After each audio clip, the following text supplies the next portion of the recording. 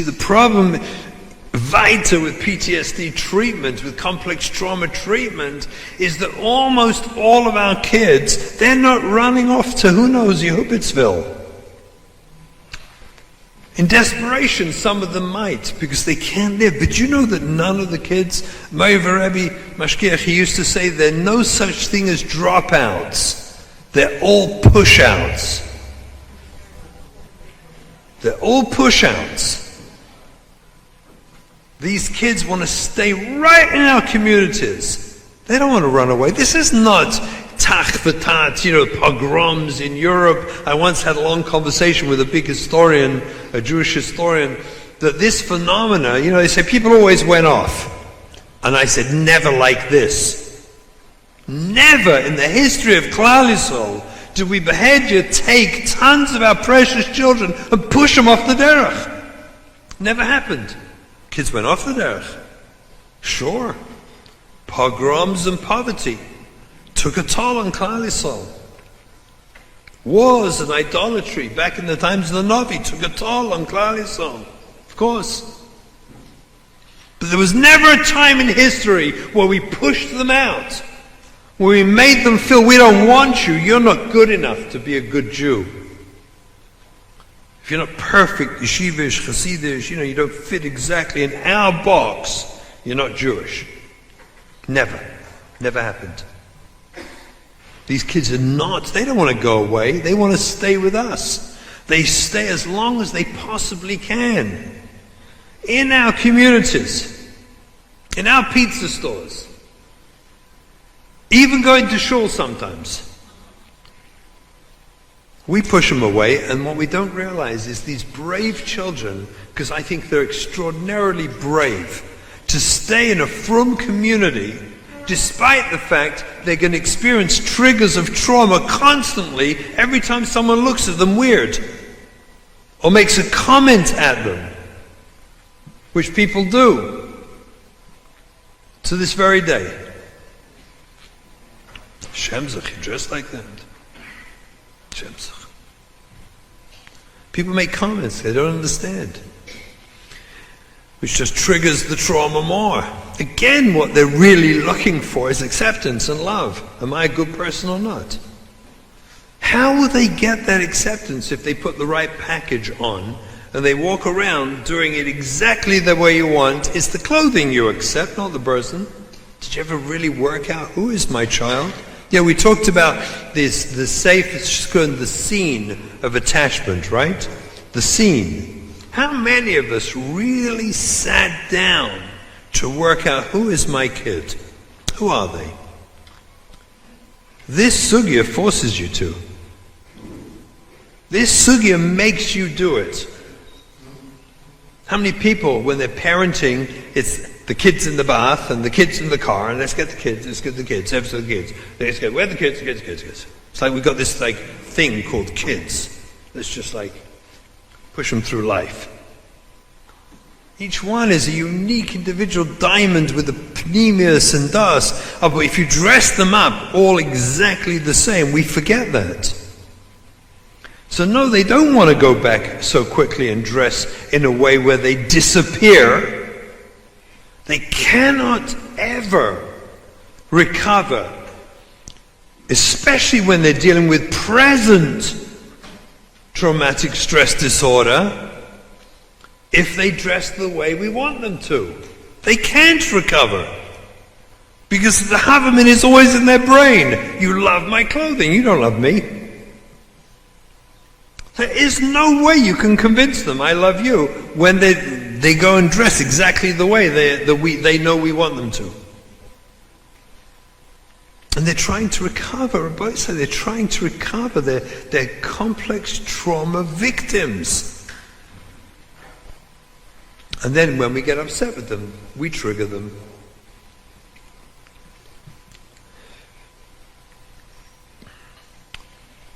Is one of the mechanics of PTSD, intrusive recollection.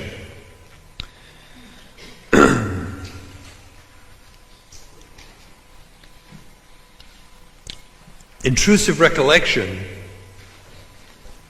doesn't have to be like a specific vivid memory.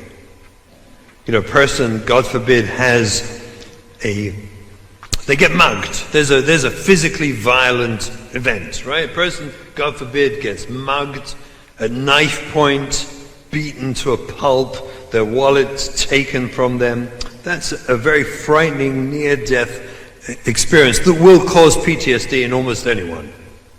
Almost anyone will have PTSD. What does it mean? It means afterwards they'll have one of the factors is intrusive recollection. That means the brain, it doesn't make peace with what happened.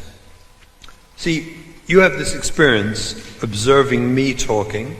I'm really hopeful it's not an abusive experience. I'm hopeful. Hopeful it's not boring. I'm hopeful it's not tedious to listen. I'm hopeful it's not stuff you all know, like, I wish you'd say something already. You know, I'm hopeful it's like interesting, right? Assuming it is, by the time you get to supper, maybe you'll talk a little bit about it, but you have a place in your brain where you can put that experience away.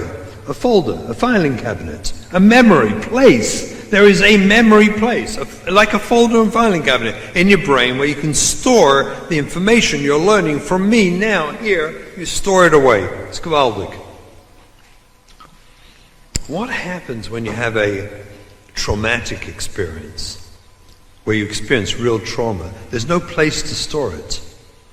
There's no folder or filing cabinet. None of us, unless you've been mugged, God forbid, at knife point. You don't have a folder, you don't have a place in your brain, in your memory cells, where to store that information. So it kind of stays there. One aspect of intrusive recollection is this: it keeps coming back in. You can't stop thinking about it. It's just there constantly, again and again and again. It's all you obsess about, all you think about. It's actually part of the system that Kadosh Baruch Hu gave us to help us survive. You don't want to be mugged again. So you remember and keep it fresh and present. You have instant recall. You think about it all the time. In addition to that, it gets triggered frequently where that memory of anything to do with it comes back. We'll speak about this soon. But it's constantly driving you crazy. It dominates your mind. It's there in your head all the time. Imagine the cruelty of kids who are told, just get over it. So you had a bad elementary school career. But Baruch Hashem, you're in high school now. Get over it. You had a bad Rebbe who didn't get along with you. I'm not saying a bad Rebbe for you. You didn't get along with him and you felt he was cruel. Get over it. You got a nice Rebbe now. How many of us have spent time trying to convince our children that now everything's fine. That's behind you. Now it's good. Everything's good now. We begin to imagine how, in a way, ludicrous that is, in terms of complex trauma, how utterly foolish and ludicrous. Actually, what that does to our children is make them feel completely miyush. Totally miyush. Miyush, hopeless.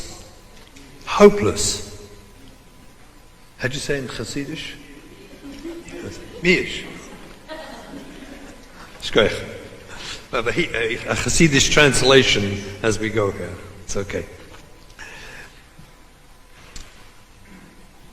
The feeling of hopelessness in a child, when you tell them anything that seems to sound like get over it, come on, we're done with that, let's move forward, fresh start, new yeshiva, new matzah, fresh start. What happened to complex trauma? What happened to all those experiences? Wasn't treated, it's still there, and it will be triggered.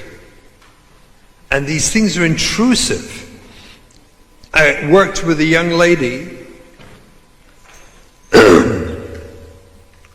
who was an abuse victim,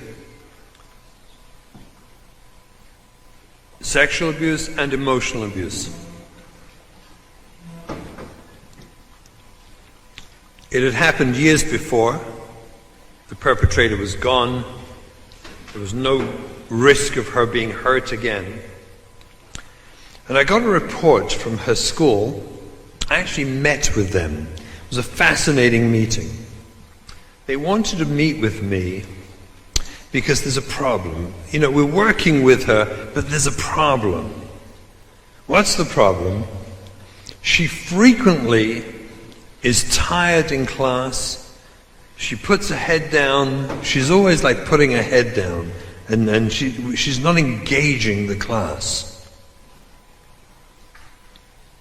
And they were very upset about it because she got to learn, right? She's got to learn.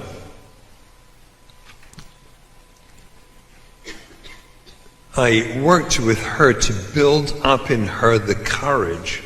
She's a very special young lady, to go and tell them what was really happening. To point out to them that here where they're teaching Chumash and Navi, and she's trying so hard to get into it and to learn, and as she's learning, desperately trying to engage and learn the material, intrusive recollections of the abuse that was done to her keep coming into her head in the middle of learning Chumash and Navi. It was an utter nightmare for her. In her, what I believe was a heilige move, she decided it was better to shut out Chumash and Navi than learn Chumash and Navi with these thoughts in her head. I told her, you're a tzadekis she'en kamo. It's unbelievable what she did. And she got punished for it. With help, I was able to convince her to go and explain it to them. I'm not saying they took it very well. That's not my point. I met with them later on and gave them petch. Forgive me, but I gave them petch. They asked me, my classic response whenever I explain these kind of yesodis to schools when they meet with me, and they say, what do you expect of us? I say, you could resign. You could resign. You could give the job over to other people. You could. I mean, if you can't grasp this essence and go and give that girl a hug and tell her she's so special, that's mamish a heilige Zach. If you can't do that, then resign. You don't belong in chinuch. Doesn't make any sense. Intrusive recollections, these thoughts come back and back and back.